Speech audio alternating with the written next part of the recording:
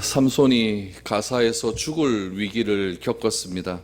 가사의 기생집에 둘러싼 블레셋 사람들을 엄청난 힘으로 삼손이 또한 물리친 일도 있었습니다. 가사의 성 문짝과 두 문설주, 문빗장을 빼내어서 어깨에서 메고 가사에서 62km나 떨어진 헤브론 앞산 꼭대기로 간 곳입니다. 이 엄청난 광경을 본 블레셋 사람들이 기겁을 하기 시작을 하죠. 삼손은 이 엄청난 능력 이후 마음 깊이 회개를 했을 것입니다.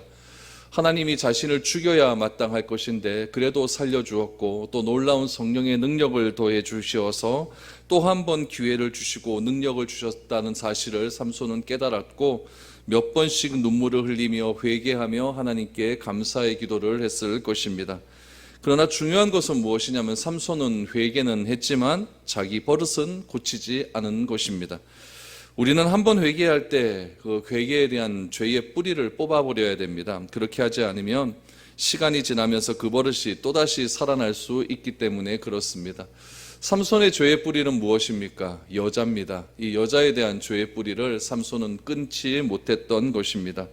삼손이 오늘 16장 3절까지의 말씀을 통해서 가사에서 한 기생집에 들어간 이후에 일어났던 사건이 기록되고, 4절 말씀에 보니까 이후에 라고 하는 말을 시작하면서 또다시 삼손의 범죄가 드러났음을 우리에게 알려주고 있습니다. 4절 5절을 보시죠. 이후에 삼손이 소래골짜기에 드릴라라 이름하는 여인을 사랑하며 블레셋 사람의 방백들이 그 여인에게로 올라가서 그에게 이르되, 삼손을 꾀어서 무엇으로 말미암아 그 큰 힘이 생기는지, 그리고 우리가 어떻게 하면 능히 그를 결박하여 굴복하게 할 수 있는지를 알아보라. 그리하면 우리가 각각 은 1,100개씩을 내게 주리라 하니 라고 말합니다. 이 이후에 삼손이 소래골짜기에 드릴라라 이름하는 여인을 사랑했다라고 말합니다. 드릴라라고 하는 이름의 뜻은 아름답다, 미혹하다, 그런 이름의 뜻을 가지고 있죠. 소래골짜기는 예루살렘에서 서남쪽으로 24km 떨어진 그런 곳입니다. 소래골짜기가 서남쪽으로 24km쯤 떨어진 그런 곳이라고 하면은 삼손이 살고 있던 소라 땅하고도 그렇게 가까운 지방이었고, 그렇기 때문에 이 소래골짜기는 또 삼손이 낙타뼈로 1,000명을 죽였던 레히와 또 가까운 지역에 있는, 다 그 인근 지역에 있는 동네입니다. 이 소래골짜기에 드릴라라고 이름하는 여인을 사랑했다라고 나옵니다. 여기서 말하는 사랑했다라고 하는 말은 마음 깊이 사랑하고 마음 깊이 그런 결혼을 암시하는 그런 사랑이 아니라 그냥 성적인 사랑, 그냥 남녀 간의 사랑, 그런 사랑을 뜻한 거다고 보시면 좋습니다. 이 드릴라라 이름하는 여자를 삼손이 또 사랑을 하게 되었죠. 그때 블레셋 사람들이 드릴라에게 관심을 갖는 것을 알게 됩니다. 이 드릴라라고 하는 여자가 어떤 여자였는지는 정확한 정보가 성경에는 나와 있지 않습니다. 삼손이 정식 결혼 관계를 가지지 않고 계속적인 만남을 가진 사람임은 분명했고, 블레셋 사람이 돈으로 매수하는 것으로 보아서는 이스라엘 사람은 아닌 것은 또한 분명합니다. 그래서 이 드릴라라고 하는 여자가 이 블레셋 사람이거나 혹은 가나안 여인이거나 둘 중에 하나로 그렇게 보고 있습니다. 삼손이 가사에서 큰 일을 경험한 후에 다시는 가사로는 가지 않았습니다. 다른 사람들은 삼손의 무력 시위, 다시 말하면 그 문짝을 들고 일어나는 그런 시위들 아니습니까? 그 무력 시위를 두려워했지만 정작 삼손은 하나님이 자신을 죽이려 하셨다라는 것을 알게 되었습니다. 그러면 다시는 그렇게 하면 안 되는데, 삼손이 또 다른 여자를 만나게 되었죠. 삼손이 죄를 짓지 않고 살기 위해서는 어떻게 하면 되냐면 정상적인 삶으로만 돌아가면 됩니다. 삼손이 가져야 될 정상적인 삶은 무엇일까요? 삼손의 직책은 사사 아닙니까? 그러니까 이스라엘 백성들과 일단은 사이가 좋아야 됩니다. 그런데 삼손이 이스라엘 백성들과 사이가 조금 안 좋지 않습니까? 유다 사람들이 삼손을 죽이기 위해서 3,000명이나 동원을 했고, 그것에 대한 무력 시위로 유다 지파 바로 앞에 있는 헤브론까지 와서 그 성문을 들고 무력 시위를 한 거 보면은 삼손이 그렇게 이스라엘 사람들과 관계는 좋지 않았다는 것을 알 수가 있죠. 또 이스라엘 사람들과 관계가 좋았다라고 한다면은 기드온의 300용사처럼 삼손이 블레셋과 싸울 때 삼손과 함께 전쟁을 하러 나오는 사람들이 있어야 맞습니다. 그러나 삼손이 블레셋 사람과 싸우려 할 때 아무도 나오지 않았다라는 것으로 보아서 삼손과 이스라엘 사람들과의 관계는 그렇게 좋은 관계는 아니었다라는 것을 알 수가 있죠. 그래서 삼손이 정정당당한 그런 정상적인 삶으로 돌아오기 위해서는 뭐 다른 거 없습니다. 이스라엘 사람들과 사회를 하든지 아니면은 기드온의 300용사처럼 300명의 친위 부대를 만들어서 블레셋과 직접적인 전쟁을 가질 수 있도록 그렇게 조직을 만들든지 이런 식으로 하면은 평상시 보통들의 사사들과 같이 그렇게 하나님을 위한 삶을 살 수가 있었을 것입니다. 그러나 삼손이 또다시 드릴라를 만나는 이유가 무엇이었겠습니까? 삼손의 마음 가운데는 평범한 삶은 싫었던 것이죠. 이처럼 우리가 죄에서 벗어나기 위해서는 악한 고리를 끊어야 됩니다. 술 끊으려면 어떻게 해야 될까요? 술 친구부터 끊어야 되는 것이 맞죠. 술 친구 끊지 않고 어떻게 술을 끊을 수가 있겠습니까? 도둑질을 버릇처럼 하는 그런 도둑이 도둑질을 끊으려고 하면 어떻게 해야 되겠습니까? 새로운 직업을 찾아야 되는 것 아니겠습니까? 작은 수입이라도 만족하면서 그렇게 살아야 도둑질을 다시는 하지 않을 것 아니겠습니까? 삼손이 지금 회개를 했다라고 한다면은 지금까지 살아왔던 여자에 휘발려서 살아가는 그런 삶에서 벗어나야 하는 것이 맞습니다. 그러나 그렇게 하지 않았을 때에 그는 블레셋 사람들의 손에 걸려들고 마는 겁니다. 블레셋 사람들은 그것을 너무나 잘 알고 있었기 때문에, 삼손의 약점을 너무나 잘 알고 있었기 때문에 삼손이 좋아하는 것처럼 보였던 이 드릴라라고 하는 여자에게 다가가기 시작하죠. 5절 하반절에 보니까 드릴라에게 뇌물을 주는데 얼마를 주겠다라고 약속을 하냐면 은 1100개를 준다고 합니다. 1100개의 은. 얼마 정도의 가치냐면은 은 한 개가 4일치 일당입니다. 은 한 개가 4일치 일당이에요. 그래서 그 당시 여성들이 벌 수 있는 임금으로 환산을 해보면 10년치 연봉입니다. 그러니까 여러분, 이 은 1000개라고 하는 것은 어마어마한 돈이죠. 어마어마한 돈을 지금 드릴라에게 들여냈다는 이야기죠. 그러니까 이 드릴라가 그 돈을 보고 눈이 돌아간 겁니다. 돌아가서 이 삼손을 꼬셔야겠다라고 하는 마음을 가지게 된 것입니다. 이처럼 사탄은 블레셋 사람을 이용하고 블레셋 사람의 중에 있는 또 드릴라라고 하는 그런 여자를 이용해서 삼손의 가장 약점을 지금 아주 줄기차게 치밀하게 다가오고 있다는 것을 알게 됩니다. 6절을 한번 보시죠. 드릴라가 삼손에게 말하되 청하건대 당신의 큰 힘이 무엇으로 말미암아 생기며 어떻게 하면 능히 당신을 결박하여 굴복하게 할 수 있을는지 내게 말하라 라고 말합니다. 드릴라가 말하고 있지만 이건 실제로 누구의 유혹일까요? 사탄의 유혹입니다. 여러분, 우리가 사탄이라고 하는 존재를 생각할 때 어떻게 생각하냐면은 일단 머리에 뭐가 나야 됩니까? 뿔이 나야 됩니다. 그리고 못되게 생겨야 됩니다. 까만 옷으로 다 입고 손에는 뭘 쥐고 있어야 돼요? 삼지창 같은 걸 하나 딱 쥐고 있고 뒤에는 뭐가 있습니까? 꼬리가 하나 있고 꼬리 끝에도 뾰족한 것이 하나 있죠. 그런 것을 우리가 주로 사탄이라고 이렇게 생각을 합니다. 그러나 여러분, 사탄은 그렇게 생기질 않았습니다. 사탄은 어떻게 생겼는지 아십니까?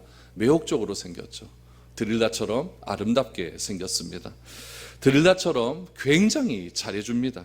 그런데 특징이 무엇이냐면은 하나님이 그어놓은 그 선을 자꾸만 넘어가라 라고 이렇게 유혹을 한다는 이야기죠.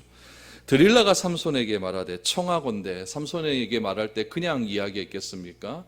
삼손을 자기 무릎에 눕혀놓고 그렇게 머리카락을 만지면서 그렇게 매혹적으로 삼손을 유혹하면서 말하지 않았겠습니까? 삼손의 실질적인 적은 여러분 블레셋 사람이 아닙니다. 삼손의 실질적인 적은 삼손 앞에서 애교를 부리는 아름다운 여인이었던 것입니다. 삼손 주변에 경건한 친구가 있었다라고 한다면은 삼손은 틀림없이 바른 길로 걸어갔을 것입니다. 드릴라는 삼손의 힘의 비밀이 무엇인지를 그렇게 묻고 또 물었습니다. 6절에도 보니까 너의 힘의 근원의 원천이 어디냐라고 그렇게 대담하게 묻습니다. 여러분, 이 비밀에는요, 삼손의 사활이 걸려 있을 뿐만 아니라 이스라엘 민족의 생사가 달려져 있는 문제고, 또 삼손이 나시인으로서 이스라엘을 구원해야 되는 그런 사사로서의 사명이 걸려 있는 아주 중요한 대답이었습니다. 삼손의 아킬레스건이 여기에 있는 거죠. 그런데 바로 그 아킬레스건을 누가 건들고 있냐면은 지금 이방 여자가 묻고 있는 것입니다. 어떻게 묻고 있습니까? 매혹적으로 친절하게 묻고 있다는 이야기죠. 그렇다면 여러분, 실제로 여러분들이 생각하는 삼손의 힘의 근원은 과연 어디에 있을까요? 저는 주일학교 때 삼손의 힘의 근원은 머리카락에 있다라고 그렇게 수도 없이 배워왔습니다. 고등학교 때도 중학교 때도 또 제가 대학을 다닐 때도 삼손의 힘의 원천은 머리카락에 있다라고 그렇게 배워왔습니다. 그렇다면 여러분, 실제로 진짜 삼손의 힘의 원천이 머리카락에 있었을까요? 여러분, 그렇진 않습니다. 삼손의 힘의 원천은 머리카락에 있는 것이 아니라 삼손의 힘의 근원은 바로 하나님 앞에서의 거룩한 삶에 있었던 것입니다. 하나님 앞에서의 거룩한 삶을 하나님은 삼손에게 세 가지로 요구를 하셨습니다. 첫 번째는 무엇이냐면 독주를 먹지 말아라. 포도의 소사는 먹지 말아라. 두 번째는 시체를 가까이 하지 말아라. 세 번째는 머리를 깎지 말아라 라고 하는 이 세 가지를 하나님께서는 삼손에게 거룩한 삶의 증거로 요구를 하셨다는 겁니다. 시체를 가까이 하지 않은 사람을 바라보고 또 독주를 마시지 않는 사람을 바라보고 머리가 긴 남자를 바라보면 주변의 많은 사람들은 저 사람은 하나님의 살아계심을 증거하는 사람이고 하나님을 드러내는 사람이라는 것을 다 알 수 있는 것입니다. 그렇기 때문에 삼손은 나신으로서의 사명을 잘 감당하게 되면 그는 언제나 성령 충만의 삶을 살아갈 수가 있는 것입니다. 그러나 삼손에게 있어서 지금 남아있는 것은 무엇밖에 없습니까? 시체는 늘 언제나 가까이 하지 않았습니까? 1000명을 죽여버리고 사자를 찢어 죽이고 그 사자 시체 안에 있는 꿀까지 먹어버렸기 때문에 삼손은 시체를 가까이 하지 말아라 라고 하는 나신의 서원은 일단 넘어갔습니다. 두 번째는 무엇입니까? 독주를 마시지 말아야 되는데 삼손은 기생집 들락날락 하면서 술을 마시는 것은 늘 그의 생활이었습니다. 남은 것은 뭐밖에 없습니까? 머리카락밖에 없습니다. 이제는 이 머리카락을 가지고 하나님에 대한 그런 거룩함을 그는 드러내는 삶을 살아야 하는 것입니다. 그러나 머리털은 힘의 근원이 아니라 상징적인 의미를 가지고 있는 것이죠. 저 사람은 하나님의 택한 사람이다. 저 사람은 나신으로서의 삶을 사는 사람이다 라고 하는 그런 힘의 근원이 아니라 상징적인 의미를 가지고 있는 것이지, 삼손에게 힘을 다할 때는 항상 성경에 보니까 어떤 표현들이 더 나와 있냐면은 하나님께서 임하셨다라고 하는, 그런 성령이 임하셨다라고 하는 그런 표현들이 계속해서 나오고 있다는 것을 알 수가 있는 겁니다.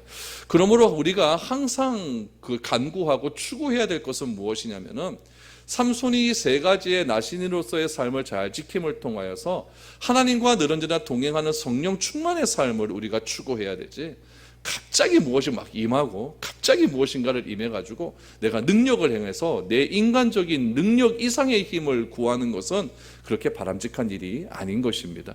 우리 지난주에도 말씀드렸다시피 엘리야도 큰 힘을 발휘하지 않습니까? 큰 힘을 발휘한 후에 로뎀나무 밑에 가서 죽기를 간구하는 그런 삶의 모습을 보이지 않습니까?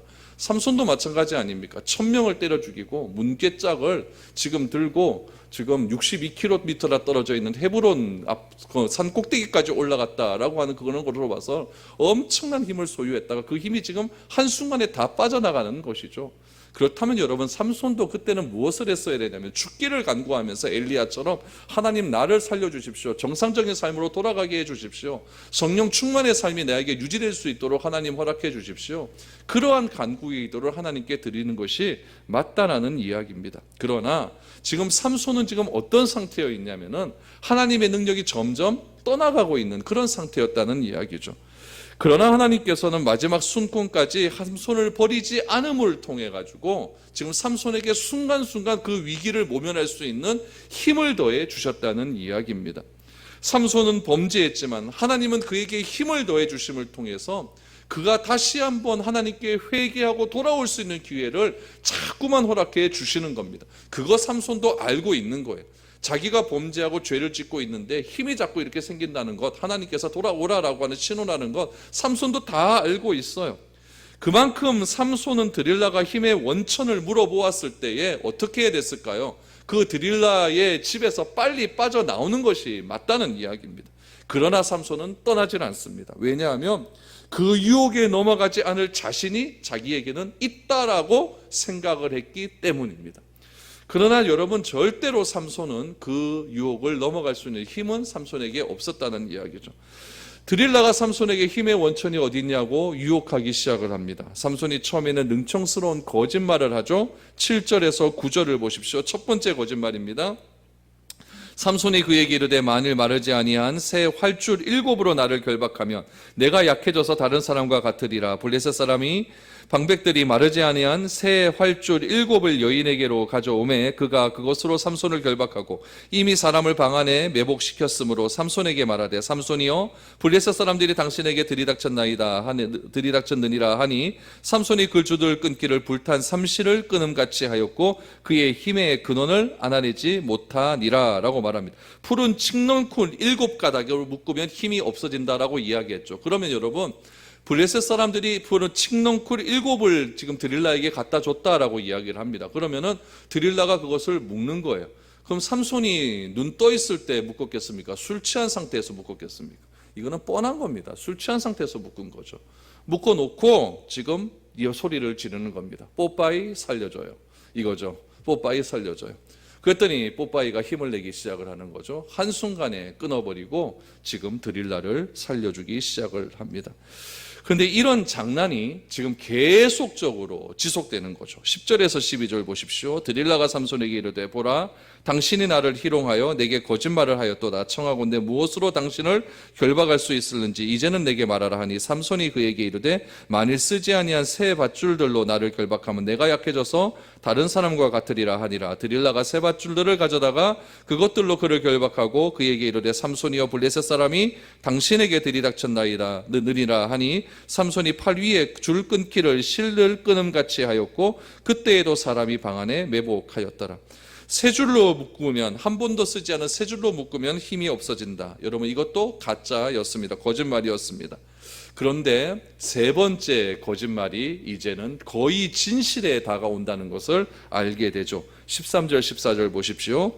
드릴라가 삼손에게 이르되 당신이 이때까지 나를 희롱하여 내게 거짓말을 하였도다. 내가 무엇으로 당신을 결박할 수 있을는지 내게 말하라 하니 삼손이 그에게 이르되 그대가 만일 나의 머리털 7가락을 배틀의 날실에 섞어 짜면 되리라 하는지라. 드릴라가 바디로 그 머리털을 단단히 짜고 그에게 이르되 삼손이여 블레셋 사람들이 당신에게 들이닥쳤느니라 하니 삼손이 잠을 깨어 배틀의 바디와 날씨를 다 빼내니라. 세 번째는 진실과 가깝지 않습니까? 드디어 무슨 말이 나옵니까? 머리카락이라고 하는 말이 나오기 시작하는 겁니다. 자기 머리카락을 옷 짜는 틀에 함께 넣어 짜면 힘이 생긴다라고 말합니다. 여기 보니까 배틀의 바디, 날실 이런 것들이 있는데 이건 다 실짜는 기구들입니다. 실짜는 기구를 삼손의 머리카락을 다 지금 엮어버렸다는 이야기죠. 아무리 거짓말을 하면서 피했어도 세 번 만에 결국 삼손의 입에서 나온 것은 무엇이냐면은 머리카락이라고 하는 이 말까지 나왔습니다. 그렇다면은 그 다음은 어떻게 되겠습니까? 15절 16절을 보십시오. 드릴라가 삼손에게 이르되 당신의 마음이 내게 있지 아니하면서 당신이 어찌 나를 사랑한다 하느냐. 당신이 이로써 3번이나 나를 희롱하고 당신의 큰 힘이 무엇으로 말미암아 생기는지를 내게 말하지 아니하였도다 하며 날마다 그 말로 그를 재촉하여 졸음에 삼손의 마음이 번뇌하여 죽을 지경이라 라고 말합니다.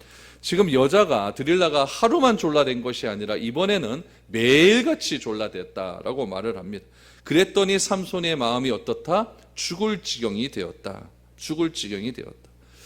삼손이 이토록 번뇌하여 죽을 지경까지 이르게 된 데는 또 다른 이유가 있겠죠. 첫 번째 이유는 무엇입니까? 여자가 자꾸 졸라대니까요. 또 다른 이유는 무엇이겠습니까? 삼손의 마음에 무엇이 떠날까요? 성령이 떠났기 때문에 그렇습니다. 사람의 마음에서 성령이 떠나시게 되면 그렇게 불안하고 답답하고 불만과 불평이 일어날 수밖에 없는 겁니다. 이런 삼손의 마음을, 성령이 떠난 삼손의 마음을 사사기의 저자는 이렇게 표현하죠. 마음이 변뇌하여 죽을 지경이다. 이럴 때는 어떻게 해야 될까요? 그 자리에서 하나님 앞에 나아가서 부르짖어야 됩니다. 부르짖으면 하나님께서 곧바로 위험한 상태에서 벗어날 수 있는 힘을 또다시 주십니다. 그러나 삼손은 자기 앞에 지옥이 입을 벌리고 있는데도 끝내 부르짖지 않습니다. 이미 드릴라의 사탄의 포로가 되어버렸기 때문에 그렇다는 이야기죠. 결국 삼손은 자신의 모든 비밀을 털어놓습니다. 17절 보시면 삼손이 진심을 드러내어 그에게 이르되 내 머리 위에는 삭도를 대지 아니하였나니 이는 내가 모태에서부터 하나님의 나시린이 되었음이라. 만일 내 머리가 밀리면 내 힘이 내게서 떠나고 나는 약해져서 다른 사람과 같으리라 하니라 라고 말합니다.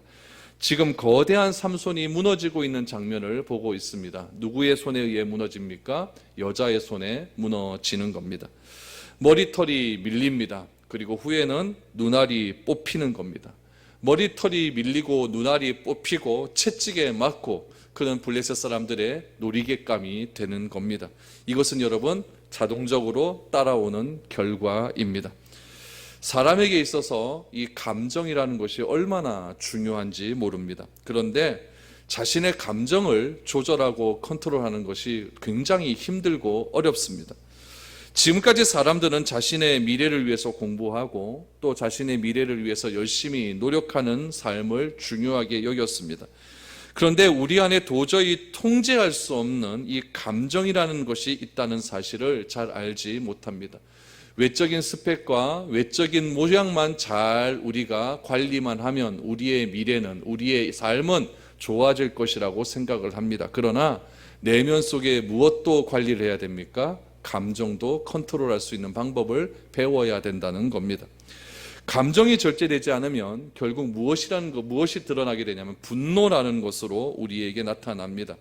그래서 분노가 감정을 다 갉아먹어서 화를 낼 일도 아닌데 저절로 화를 낼 수밖에 없는 지경에까지 이르게 됩니다. 분노를 습관적으로 하는 것은 자신의 감정을 컨트롤하지 못할 때 일어나는 현상입니다. 왜냐하면 감정을 통제하지 못하기 때문에 그렇습니다. 객관적으로는 불안한 일이 전혀 아님에도 불구하고 감정은 불안을 느끼게 되는 겁니다. 알코올 중독자가 스스로 술을 끊을 수 있겠습니까? 자기의 힘으로는 절대 끊지 못합니다. 술을 끊을 마음이 있다 할지라도 금단 현상이 나타나면 또다시 술을 먹게 되어 있습니다.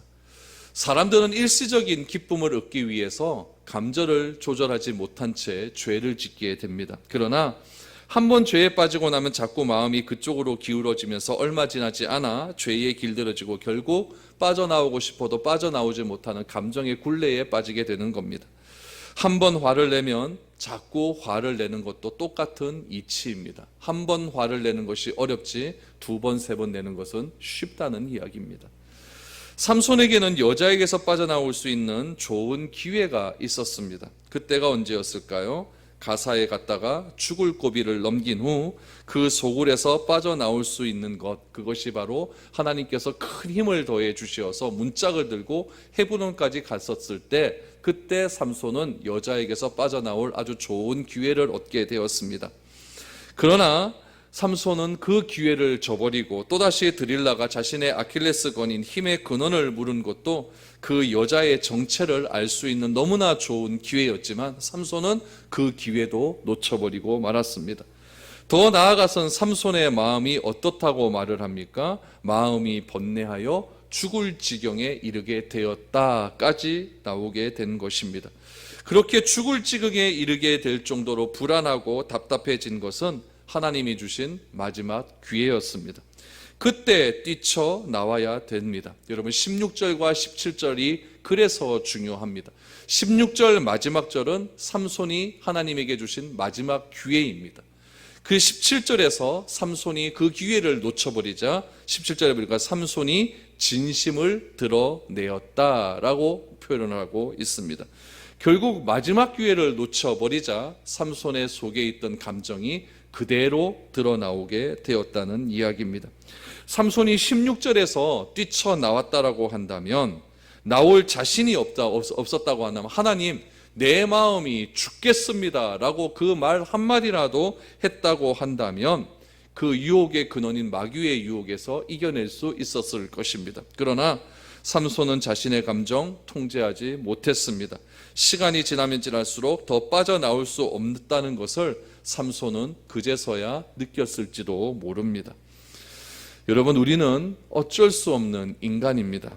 하나님이 큰 능력에 붙들리면 붙들릴수록 후유증은 더 심하게 나타날 수밖에 없는 그런 인간들입니다. 그래서 무조건 자기 분량에 뛰어넘는 것을 바라는 것이 아니라 나의 분량에 맞는 하나님의 은혜, 나의 분량에 맞는 하나님이 주시는 은사, 나의 분량에 맞는 일을 하는 것이 중요합니다. 여러분, 우리는 슈퍼맨이 아닙니다. 절대로 자기 자신을 과대평가해서도 안 됩니다. 실제적으로는 아무것도 아니면서 다 된 것처럼 생각하는 사람들이 우리 주변에 얼마나 많이 있습니까? 그런 사람은 강력한 체험을 한다 할지라도 그 체험 뒤에 나오는 후유증을 도저히 견디지 못한다는 이야기입니다. 제가 예전에 사역하던 교회에 굉장히 큰 능력을 경험했던 한 집사님이 계셨습니다. 부흥회를 하면서 정말 큰 능력을 경험했습니다. 기도만 하면 진짜 눈앞에서 무엇인가 일어나는 것을 저도 제 눈으로 봤습니다. 얼마나 은혜를 받았던지 그분이 교회에 나와서 일을 하기 시작을 하는데 찬양대를 조직해서 자기가 찬양 인도를 하고 새벽 기도 때 나와서 부르짖어 기도를 하고 얼마나 자기의 힘에 오바되는 그런 일들을 했는지 모릅니다. 그런데 그 능력이 조금씩 빠져나간다는 것이 눈에 보일 정도로 보이기 시작을 했습니다. 한 4개월, 5개월쯤 지나가다가 결국 그 집사님이 어디로 갔는지 아십니까? 그 지역에 있는 이단지 공파로 빠져버리고 말았습니다. 결국 정상적인 교회에서 빠져나가서, 개혁적인 교회에서 빠져나가서 이단에 빠져버리는 그런 일들이 일어나게 되었죠. 왜 그런 줄 아십니까? 제가 그 집사님 찾아가면서 성경 읽으라고, 이런 감정적인 체험들 별로 그렇게 중요한 거 아니라고, 말씀 속에서 뛰어나오는 그런 감정적인 체험이 중요한 것이지 지금 당신은 그냥 무조건 감정만 올라와 있어서 그렇게 하는 거 절대 좋지 않다라고 그렇게 권면을 했음에도 불구하고 그 집사님은 저의 말을 듣지를 않더라고요. 자기 감정이 다 된다라고 이야기를 하더라고요. 결국에는 이단에 빠져서 지금은 어떻게 되었는지 저는 연락도 안 되는 상태에 있습니다. 여러분, 힘이 들면 힘들다고 하나님께 이야기해야 됩니다. 내가 하나님께서 나에게 강력한 은혜를 베풀어 주실 때가 있습니다. 그러면은 그 은혜 충분히 받으시고 하나님께 빨리 고백하셔야 됩니다. 하나님, 나는 이 은혜, 이런 내가 감당할 수 없는 이 은혜보다는 성령 충만한 은혜로 정상적인 삶 속에서 하나님과 동행하는 삶을 살기를 원합니다. 이것이 여러분 훨씬 우리 삶 가운데 필요한 일들입니다. 옛날 어머니들 한번 보십시오. 저희 어머니도 그렇습니다. 아픈데도 아프다고 절대 말하지 않습니다. 그러다가 큰 병을 키우는 경우가 얼마나 많이 있는지 모릅니다. 힘들면 좀 엄살을 좀 부려도 좋을 것 같고 아이들끼리 스스로 할 수 있도록 내버려 두셔도 여러분 다 아이들 잘 자라고 다 할 텐데 하나부터 열까지 어머니가 다 컨트롤하고 다 하려고 하다 보니까 끝내 참다가 연세가 드시면서 무릎 나가고 허리 나가고 일어서지도 못하고 일어설 때마다 아이고 하시는 목소리가 얼마나 많이 들리는지 모릅니다. 저희 어머니도 그렇습니다. 힘들면 쉬어야 됩니다. 자신의 상태가 좋지 않을 때에는 인간적인 방법으로 풀려 하는 것이 아니라 조용히 쉬면서 하나님과의 관계를 다시 회복할 수 있는 마음이 필요하다는 이야기입니다. 그래서 성경 다시 읽고 하나님과 깊은 묵상 속에서 하나님과의 관계를 다시 한번 회복하는 것이 더 중요한 일이라는 이야기죠. 그렇다면 여러분, 하나님께서 왜 우리들에게 이렇게 약한 부분을 남겨놓으셨을까요? 이 약함을 통해서 자신의 연약함을 깨닫고 겸손해져서 하나님께서 주시는 은혜를 날마다 사모하는 삶을 살아가라고 우리에게 이런 약한 부분을 남겨주신 것입니다. 겸손한 사람은 절대 사탄을 넘어뜨리지 못합니다. 여러분, 나의 약점은 무엇입니까? 나의 아킬레스건은 무엇입니까? 삼손은 결국 성령의 능력으로 장난질하다가 비참한 최후를 맞이하게 되는 것입니다. 우리 안에 엉뚱한 교만함이 무엇이 있는지 잘 점검할 필요가 그래서 있는 것입니다. 다음 주에 보시면 삼손이 나신으로서 이제 회복하는 장면이 나오게 되는데 민수기에 등장하는 나신의 그런 회복하는 그런 하나님의 율법과 삼손이 회복하는 장면이 정확하게 일치한다는 것을 보게 되고 삼손이 그래서 마지막에 한 번에 다시 한번 하나님이 주시는 힘을 통하여 장렬하게 최후를 맞이하는 그런 장면을 보게 된다는 것입니다. 하나님은 이처럼 우리를 끝까지 사랑하시고 붙드시고 우리가 회개할 날을 기다리고 계신다는 사실입니다. 성령의 능력을 간절히 구하시고 내 삶 가운데 성령 충만한 사람이 계속적으로 유지될 수 있도록 하나님 나와 함께 하옵소서. 나와 동행하여 주시옵소서. 감정에 취하지 않도록 도와주시고 말씀에 기반한 그런 하나님의 능력을 내가 맛보아서 세상에서 하나님을 드러낼 수 있는, 하나님을 모른다 하지 않고 드러낼 수 있는 믿음의 사람이 될 수 있도록 하나님 도와주십시오. 이렇게 간절히 기도할 수 있는 저와 여러분들이 될 수 있기를 축복드립니다.